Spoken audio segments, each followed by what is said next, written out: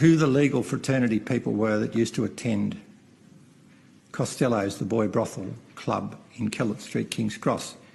And I've actually got the list here. And a lot of them are still practising. But the judge of the day of the Royal Commission decided it was a no-go zone, and Paddy Bergen, counsel assisting at the time, said,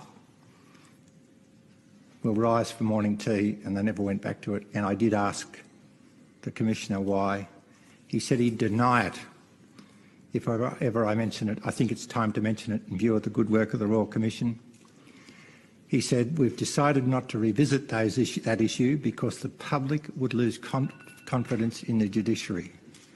Because the public would lose confidence in the judiciary. I think it's time, like the churches and our other institutions who are now facing up to the truth, I think it's time the institution of the law faced reality. In recent months, I've put a proposition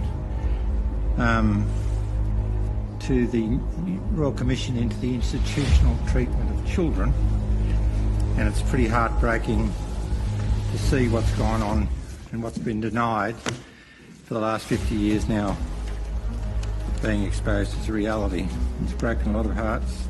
There's a former Prime Minister on this list, and it is a police document. When the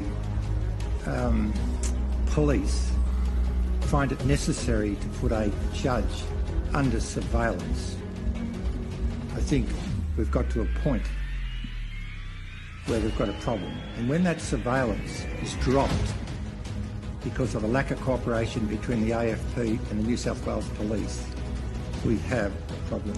It's like the denial of the priests and the altar boys for 50 years. I've put forward a case which I initiated to remove a judge from the bench in New South Wales during the hearing of the case, and from the bench,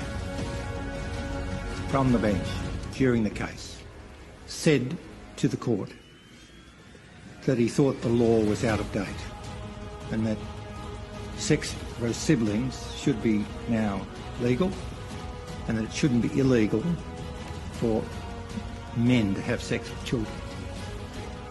And I found that despicable and despising and a complete bias of display from the bench.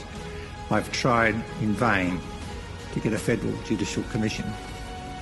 And I think the treatment in the federal jurisdiction of children